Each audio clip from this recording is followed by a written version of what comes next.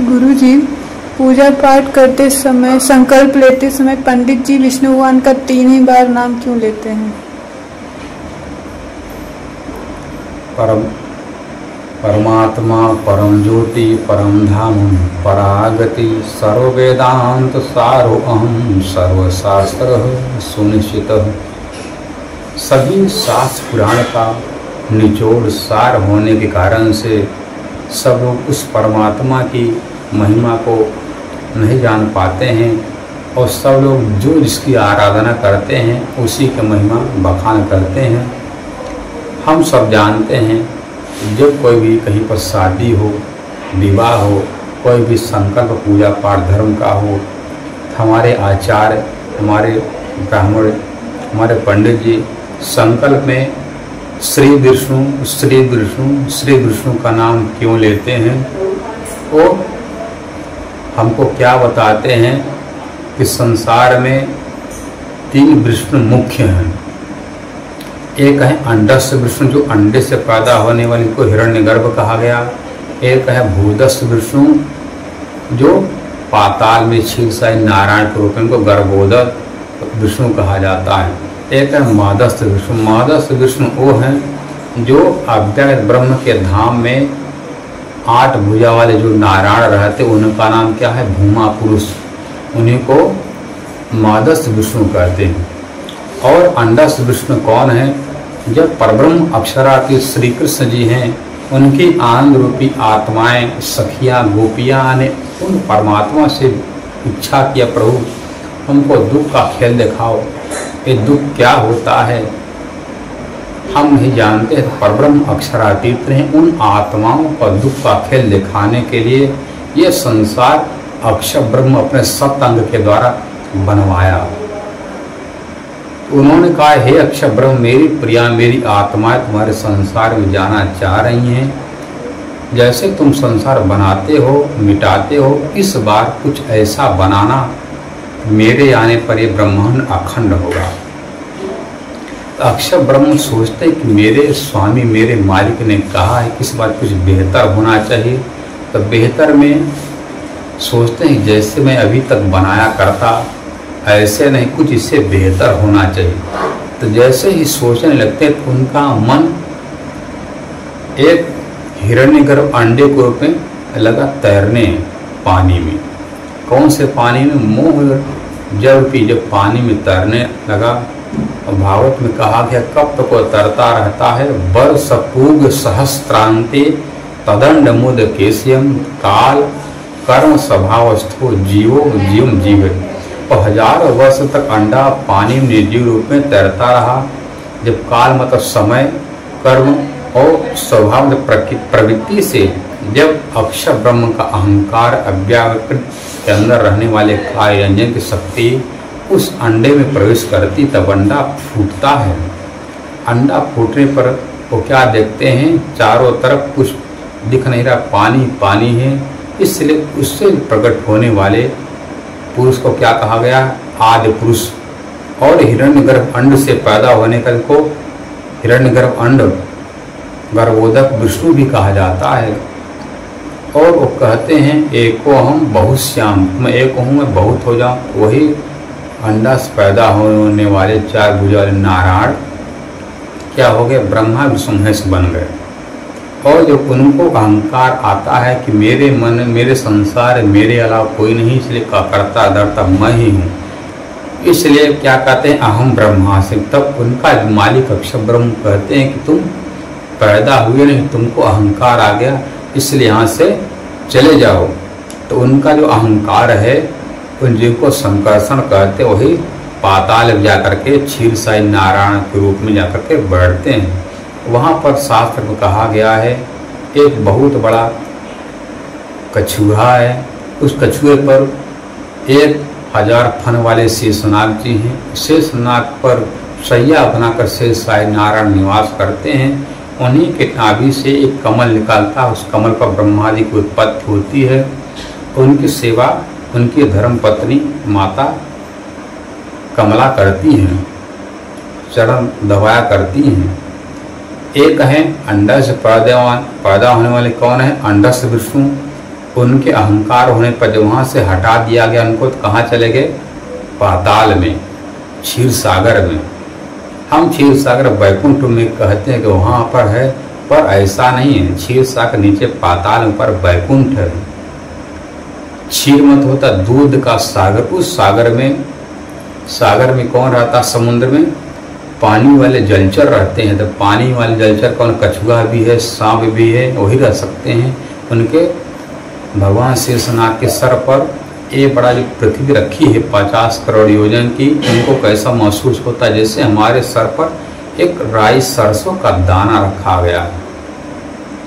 इसलिए एक अंडस विष्णु है, एक भूतस्थ विष्णु है। जब द्वारिका में भगवान कृष्ण राज्य कर रहे थे, वहाँ पर एक ब्राह्मण के सभी पुत्र पैदा होते ही मर जाया करते, तो जा करके वो द्वारिका के राजा भगवान कृष्ण से गुहार लगाता ब्राह्मण कि हे द्वारिकाधीश, आप यहाँ पर यज्ञ का अनुष्ठान लेकर बहाना करके बैठे हो, तो मेरे जितने पुत्र पैदा होते सब मर जा रहे हैं, आप रक्षा करो।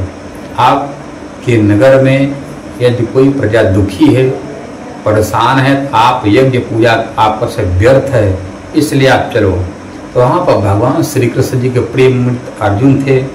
वो कहते हैं कि आप चिंता न करो ब्राह्मण देव, मैं आपकी रक्षा करूँगा आपके पुत्रों की। तो भगवान के मित्र अर्जुन जाकर रक्षा करते हैं। बाण का पिजड़ा बना, क्या कहते हैं? देखो ये मेरे बाण का पिजड़ा है, मैं वह अर्जुन हूँ जो भगवान शंकर को अपने बाहुबल से विजय प्राप्त किया है, उन पर उनको प्रसन्न किया है। तो ब्राह्मण देव कहते यदि नहीं रक्षा कर पाओगे तब क्या करोगे? तो कहते मैं जलती हुई चिता बनाकर मैं कूद जाऊंगा। तो जैसे ब्राह्मण का पुत्र पैदा हुआ, मर गया, ब्राह्मण जब लगे इनकी खंडनी कर रहे हैं अर्जुन की, तब अर्जुन जा कर के यमराज के यहाँ दरवाज़ा खुलवाने का प्रयास कर, दरवाज़ा जब नहीं खुला तब क्या करते हैं? आ करके चिता बनकर जैसे कूदने का प्रयास करते हैं, उसी समय भगवान कृष्ण उनके आए मित्र।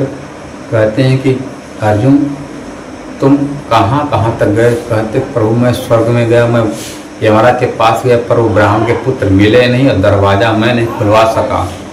तब भगवान कहते तुम चिंता न करो अर्जुन, तुम्हारे सखा होने के नाते मैं भी तुम्हारे सुख दुख में साथी रहूँगा, चलो मैं चलता हूँ खोजने। तब भगवान ने दिव्य रथ मंगवाया, उस दिव्य रथ पर भगवान क्या हो गए? रथी हो गए, और अर्जुन क्या हुए? सारथी बन गए। अब जैसे रथ चलाते चलाते आगे जा रहे हैं, तो क्या देखते हैं? आगे चल करके 8 आवरण आया। 8 आवरण के ऊपर जैसे हम लोग जहाँ पर रहे, मृत्युलोक, भूलोक, भूअरलोक, स्वर्गलोक, महरलोक, जनलोक, तपलोक, सतलोक। सतलोक के ऊपर 8 आवरण, 8 गोला है। उसके ऊपर हैं कौन है? प्रणव ब्रह्म, जिसको महामृत्युंजय, घटघटवासी राम, अमित्याक्षर, महाकाल भी कहा जाता। उनके आगे है गायत्री शक्ति, उनके आगे कालंजन, उनके आगे है मोह तत्व 7 शून्य, और 7 शून्य के ऊपर है आदि नारायण महाविष्णु, उनके आगे है महामाया मंडल। और जैसे आगे आगे जा रहे हैं तो श्रीमद् भागवत महापुराण के 10वां स्कंद के 87वें अध्याय में ही वर्णन है, देवी भागवत में वर्णन है ये बात, और गर्ग संहिता में भी। जैसे कृष्ण अर्जुन जब जाते हैं आगे, क्या आया? घोर रात्रि, उसको क्या कहा गया? कालरंजन का दरबार। कालरंजन के दरबार के आगे गया तो 7 बड़े बड़े दुर्दांत पहाड़ आए। उस पहाड़ को क्या कहा गया? 7 शून्य। 1 शून्य का आवरण है कितना? 1 खरबी उनका। फिर 4, 8, 16, 32, 64 ऐसे करके 7 आवरण है। और उसके ऊपर है महामाया मंडल। महामाया मंडल के आगे जैसे पहुँचते हैं अथाह जल राशि आई। वहाँ जब पहुँचते तो क्या देखते हैं? एक शुद्ध स्वरूप में 8 भुजा नारायण खड़े हैं। अर्जुन और कृष्ण जाकर के उस 8 भुजा वाले नारायण भूमा पुरुष जो माधस विष्णु कहे जाते, उनकी वंदना करते। अर्जुन कहते हैं लगता है कि दोनों आप एक स्वरूप हो। तब भूमा पुरुष ने कहा कि हे अर्जुन, हे कृष्ण, तुम दोनों मेरे ही अंश से यहाँ पर मथुरा द्वारिका में आए हो, और तुम लोग अपना कार्य करके मेरे पास आकर के मिलन करो, मिल जाओ। भगवान का ऐसा आदेश पा करके अर्जुन और कृष्ण जी आए और ब्राह्मण के सभी पुत्र लेकर के आए। भगवान ने कहा भूमापुरुष कृष्ण, हे अर्जुन, हम तुम दोनों से मिलना चाह रहे थे, तुम दोनों बताना चाह रहे थे, तुम लोग मेरे ही अंश से धरती पर गए हो, मेरा कार्य करके आ जाओ मेरे पास। इस कारण से हमारे पूजा पाठ में जो विष्णु मुख्य तो बहुत हैं, पर मुख्य 3 विष्णु होने के कारण से हम श्री विष्णु श्री विष्णु श्री विष्णु कहते हैं। और हमारे देव भागवत में कहा गया है ब्रह्मा विष्णु रुद्र कर्मश्या भवन्ति नश्यन्ति कर्मस्य वर्धन्ते चोत्तरोत्तरम्। अहम ब्रह्मा अहम विष्णु अहम शिव मत मोहिता न जानी मोह बंधाता परम वस्तु सनातन। मैं ब्रह्मा, मैं शंकर, मैं विष्णु, पर उस परमात्मा को मैं नहीं जानता हूँ। इस कारण से ये सब लोग उस परमात्मा को नहीं जान पाते हैं, और परमात्मा को न जान पाने के कारण से ही ये अपना अपना परमात्मा बनाकर पूजा करवाने लगते हैं। और देव भागवत में पुनः कहते हैं संख्या चदृशामस्ति विश्वानाम कदाचन। संसार में जो रज कण बालू है उसकी गिनती नहीं हो सकती है। और आज आधुनिक के समय में ऐसे सब वैज्ञानिक हैं, ऐसे उपकरण हैं, उस धूल की गिनती हो सकती है, पर धूल की गिनती हो सकती है, पर ब्रह्मा विष्णु महेश इतने उनकी गिनती नहीं हो सकती। इसलिए संख्या चदृशामस्ति विश्वानाम कदाचन ब्रह्मा विष्णु शिवादिनम संख्या कदावन विद्यते। इन धूल की गिनती हो सकती है, पर इतना ब्रह्मा इतने विष्णु इतना शंकर होने के कारण से इनकी गिनती नहीं हो सकती है। इसलिए हमारे शास्त्र पुराणों में, हमारे कर्म कांड में हमारे पंडित जी, हमारे आचार्य लोग श्री विष्णु श्री विष्णु श्री विष्णु 3 बार विष्णु कहते हैं। और उसका अर्थ न जानने के कारण से उनसे पूछने पर क्या कहते हैं, मन से, वचन से, कर्म से।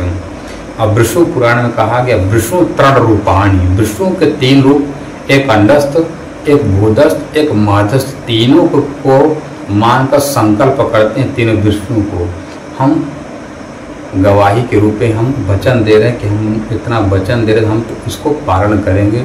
इसलिए 3 बार विष्णु का नाम उच्चारण किया जाता। बोले कृष्ण कन्हैया लाल की जय, वृंदावन बिहारी लाल की जय।